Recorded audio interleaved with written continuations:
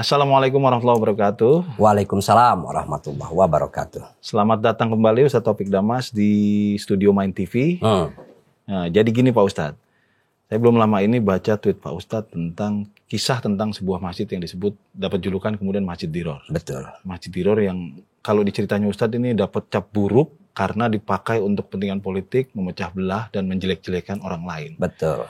Ini menarik cerita ini sebetulnya karena itu saya minta kalau boleh gitu Pak Ustadz menceritakan kembali kepada kami yang belum jarang mendengar ini apa itu sebetulnya Masjid Diror dan kenapa sampai dia mendapat hujatan simbolisasi nama Masjid Diror itu. Ya. Jadi penjelasan tentang Masjid Diror itu disampaikan oleh Allah langsung kepada Nabi Muhammad. Oleh Allah langsung. Iya, dalam surah At-Taubah ayat ke-7. Kisahnya ketika di Madinah awal-awal itu Nabi Muhammad mendirikan satu masjid yang namanya Masjid Quba. Disitulah Nabi Muhammad itu menyampaikan Islam kepada masyarakat, menghimpun masyarakat yang sudah Muslim, masuk Islam, kemudian menyebarkan nilai-nilai keislaman. Nah ini kemudian membuat sekelompok orang merasa iri dalam tanda kutip, sehingga mereka perlu membangun masjid tandingan. Muslim juga ini yang iri? Iya, tapi dalam kitab-kitab tafsir itu jelaskan bahwa ide pertama itu datang dari seorang Yahudi yang kemudian mengajak Muslim yang munafik gitu loh mendirikan masjid itu dengan alasan awalnya adalah untuk kepentingan orang-orang lemah sehingga dia tidak perlu jauh-jauh pergi ke Masjid Quba, cukup di masjid itu. Nabi pun pernah datang ke masjid itu, tapi kemudian Allah jelaskan di dalam Al-Quran bahwa masjid itu Masjid Diror, masjid yang bahaya. Kenapa disebut Masjid Diror? Karena di dalamnya ada provokasi, ada kebencian, ada adu domba, dan cenderung membelah masyarakat ketika itu. Nah, ya dalam tanda kutip itu artinya juga kampanye politik. Tapi dalam pengertian yang negatif, ingin memecah belah masyarakat. Nah, waktu itu akhirnya Allah betul melarang Nabi Muhammad untuk masuk ke dalam masjid itu. Karena masjid yang dibangun atas dasar ketakwaan, kata Allah kepada Nabi Muhammad itu, jauh lebih berhak untuk kamu masuki daripada masjid yang dibangun atas dasar itu tadi, bahaya, memecah belah dan lain sebagainya. Di dalam Al-Quran itu ayat At-Taubah 107 dan 108 tegas dijelaskan, wala takum fihi abadan, jangan kau masuk ke dalam masjid itu selamanya. La masjidun ussisa ala taqwa min awwali yaumin ahaqqu an taquma fihi. Masjid yang dibangun atas dasar ketakwaan sejak awal didirikannya itu lebih berhak untuk kau, kalau dalam bahasa sekarang, makmurkan di dalam masjid itu. Karena apa? Fihi rijalun yuhibbuna ayyatatoharu. Di dalam masjid itu ada orang-orang yang memang menginginkan melakukan pensucian diri. Menanamkan ketakwaan, meningkatkan moralitas dan lain sebagainya. Wallahu yuhibbul mutatahhirin, dan Allah itu mencintai orang-orang yang mensucikan diri. Nah inilah masjid ketakwaan. Makanya kalau dalam khutbah itu kita selalu rukun khutbah itu ada perintah ketakwaan. Ada ajakan ketakwaan para khotib itu. Ma'asyiral muslimin rahimakumullah, kan mari sama-sama kita meningkatkan takwa, yang kalau dalam bahasa Arabnya itu juga ittaqullaha haqqa tuqatih wa la tamutunna illa wa antum muslimun, kan begitu. Nah ini harus dijadikan pegangan oleh siapapun seharusnya.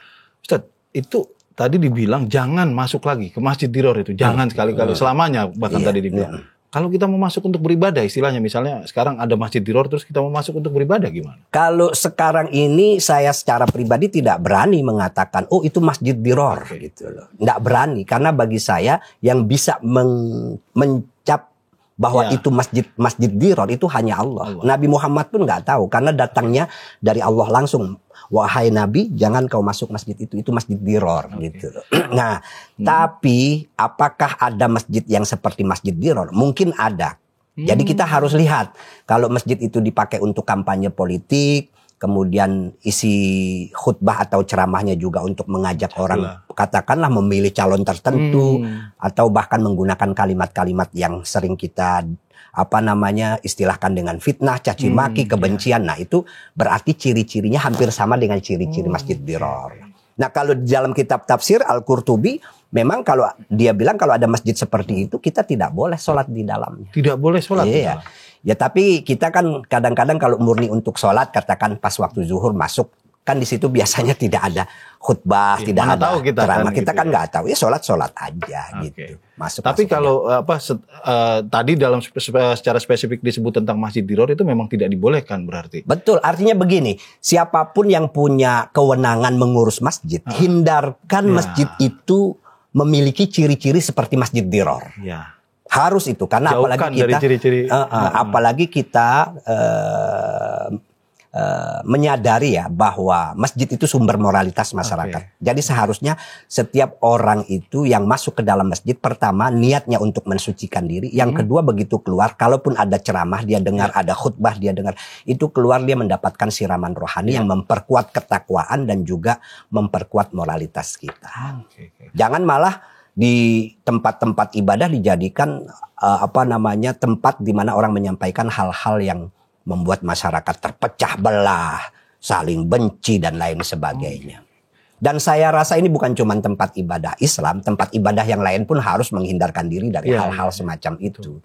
Gitu. Oke, bicara politik tadi yang menjadi salah satu faktor yang membuat masjid itu disebut sebagai Masjid Diror pada zaman Nabi. Tapi di sisi lain kan kita diajarkan Islam ini sebetulnya sempurna, mengatur semua hal. Berarti kan termasuk sisi politik, Ustaz. Jadi gimana ini? Di dalam masjid kita itu nggak boleh ngomong politik atau apa dalam Islam aturannya itu? Ngomong politik boleh. Dalam pengertian bahwa kita menyampaikan nilai-nilai yang diajarkan oleh Islam dalam berpolitik. Ini yang saya sering mengistilahkan dengan politik Islam. Ada perbedaan istilah antara politik Islam dengan Islam politik.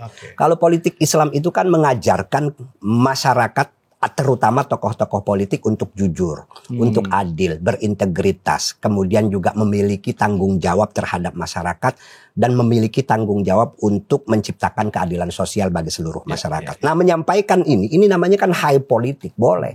Tapi kalau kampanye politik mengajak orang untuk mendukung salah satu calon tertentu sambil menjelek-jelekan calon yang lain, nah itu yang tidak boleh gitu loh. Sama dengan kita bicara soal ekonomi di dalam masjid. Ya boleh tentang ilmu ekonomi, bagaimana cara berbisnis boleh. Tapi ketika kita bicara tentang atau kita dagang di dalam masjid itu tidak boleh. Bahkan kalau di dalam Al-Quran itu ada ayat yang menegaskan tentang sholat Jumat. Idza nudiya lis-sholati min yaumil jum'ah fas'au ila dzikrillahi wa darul bai'. Kalau sudah ada kumandang azan dari sholat Jumat untuk sholat Jumat, maka segeralah datang untuk sholat Jumat ke masjid dan tinggalkanlah aktivitas jual beli. Jadi jual beli itu harus ditinggalkan ke masjid. Jangan dibawa gitu. Jangan dibawa. Maka para ulama bahkan kemudian mengambil kesimpulan hukum bahwa kalau sudah azan orang masih jual beli, itu jual belinya tidak sah. Tapi ada juga yang mengatakan tergantung siapa yang jual beli. Kalau yang jual belinya orang yang tidak wajib Jumat seperti perempuan kan tidak wajib, itu tetap sah dan lain sebagainya. Tapi paling tidak itu menunjukkan betapa bahwa masjid itu bukan tempatnya orang jualan. Betul. Baik secara ekonomi ataupun secara politik gitu loh.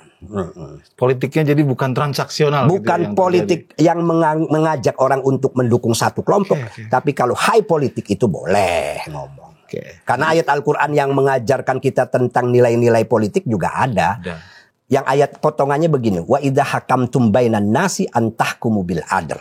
Kalau kalian mengambil keputusan hukum di antara manusia, maka ambillah keputusan yang adil. Nah, keputusan hukum ini bisa dalam konteks pengadilan, bisa dalam konteks undang-undang, bisa perpu, bisa perpres, permen dan lain sebagainya. Jadi mengacu kepada keadilan. Nah, inilah politik Islam sebetulnya. Oke, kalau misalnya secara spesifik ada nggak sih di Islam misalnya disebutkan ini dilarang ngomongin politik yang bagian sebelah sini misalnya. Ada nggak tuntutan, misalnya tadi kalau Pak Ustadz ngomong, ya kalau mau ngomongin politik yang high politik, yang sifatnya moralitas, yang sifatnya prinsipil gitu ya, pacun-pacun politik, bukan transaksional, lu milih ini besok ya, bukan itu. Ada nggak sih kalau di Islam itu secara spesifik ini garis batasnya, politik yang... Ya memang secara garis tegasnya sih tidak ada, cuman ini bagian dari kesadaran moral aja sebagai umat beragama. Karena dampaknya kan bisa kita rasakan. Seperti kayak katakanlah saya sebagai calon bupati, calon presiden, calon gubernur, tahu-tahu didukung orang yang orang-orang itu menggunakan masjid untuk mengkampanyekan saya.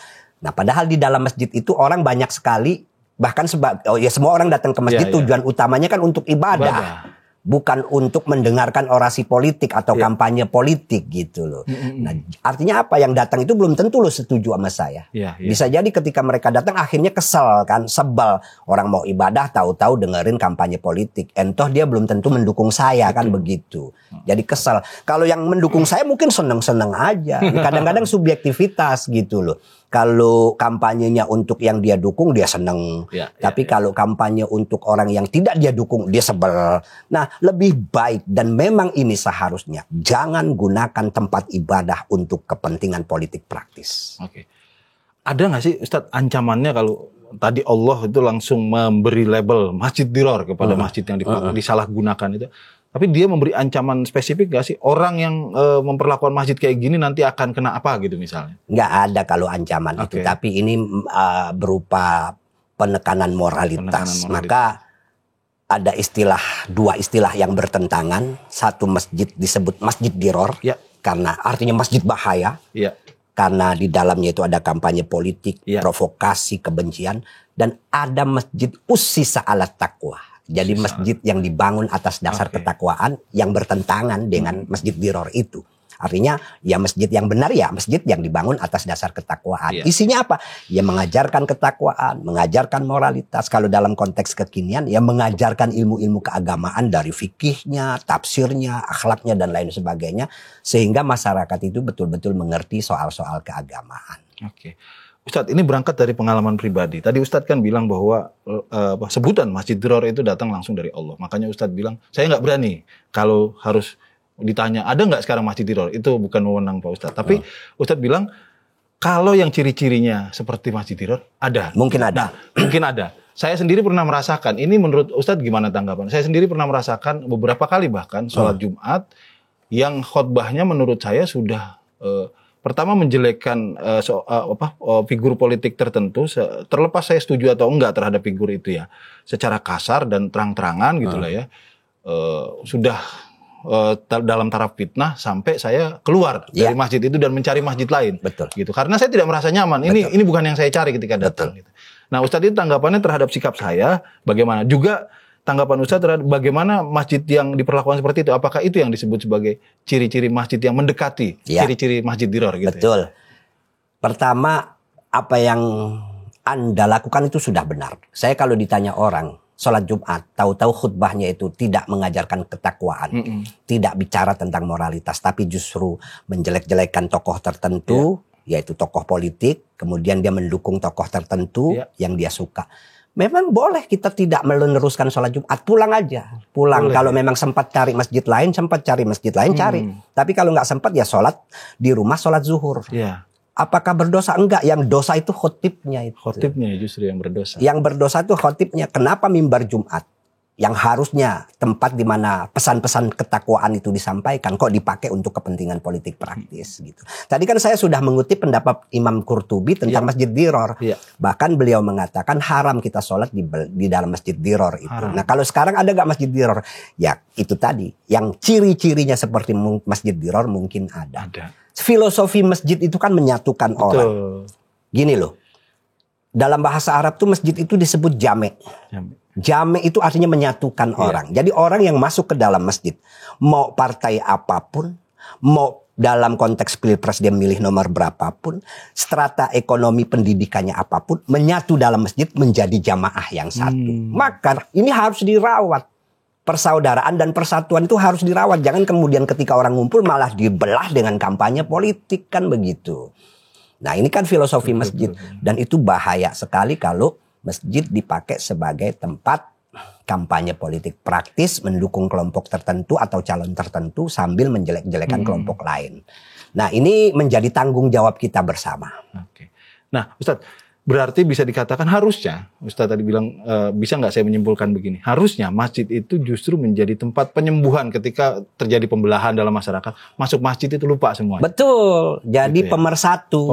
Bahasa Al-Qur'annya itu rijalun yuhibbuna ayatatoharun. Jadi orang-orang yang menginginkan mensucikan diri, membersihkan diri dari apa? Ya dari kebencian, dari permusuhan, dari iri, dengki, itu tempatnya di masjid begitu. Jangan ganggu tuh, udah bagian intinya. Iya. gitu ya. Jangan ketika orang masuk ke tempat ibadah keluar malah pengen menjadi segregasi terhadap orang lain. Jadi kita kembalilah kepada ajaran-ajaran dasar dalam beragama itu. Dan ini menjadi sekali lagi tanggung jawab kita bersama. Yang terakhir Pak Ustadz, ini menjelang tahun politik 2024, yang pasti ramai dan kita sudah pernah ngerasain bagaimana ya kalau mungkin mengutip pendapat Pak Ustadz tadi, masjid diperlakukan sampai mendekati ciri-cirinya masjid Diror. Khutbahnya saya pernah merasakan sendiri, khutbahnya secara bukan hanya menjelekkan tapi juga kasar dan fitnah terhadap kelompok atau figur politik tertentu. Kira-kira kalau menurut Pak Ustadz gimana caranya kita mencegah supaya presiden-presiden begini nggak terjadi lagi gitu loh. Harus ada ketegasan dari mereka yang punya kewenangan. Di Indonesia ada DMI, Dewan Masjid Indonesia, ada MUI, termasuk ada ormas-ormas Islam, ikut menyuarakan, ayo kembalikan masjid kembali sebagai tempat di mana kita itu menyemai ketakwaan, menanamkan moralitas dan hindari masjid itu dari kepentingan politik praktis untuk mendukung kelompok tertentu atau mendukung calon tertentu sambil menegasikan atau menjelek-jelekan kelompok yang lain itu. Jadi masjid itu harus menjadi tempat sekali lagi pembinaan moralitas dan ketakwaan masyarakat. Dan itu harus disuarakan oleh siapapun gitu yang kebetulan apalagi mereka yang memiliki kewenangan berhubungan langsung dengan masjid-masjid yang ada. Dan sekali lagi saya mengingatkan ini juga bukan cuma masjid tapi semua tempat ibadah umat. Semua tempat ibadah. Tempat ibadah umat apapun itu harus. Jangan sampai ya kita cuma ngomongin masjid tapi di tempat ibadah yang lain juga ternyata sama menggunakan tempat ibadah untuk kepentingan politik praktis. Maka tokoh-tokoh agama itu harus kita ajak untuk kembali kepada bagaimana membina moralitas masyarakat dengan baik. Oke, terima kasih Pak Ustadz. Kita ketemu lagi di episode selanjutnya membahas persoalan-persoalan yang lain. Terima kasih. Assalamualaikum warahmatullahi wabarakatuh. Waalaikumsalam warahmatullahi wabarakatuh.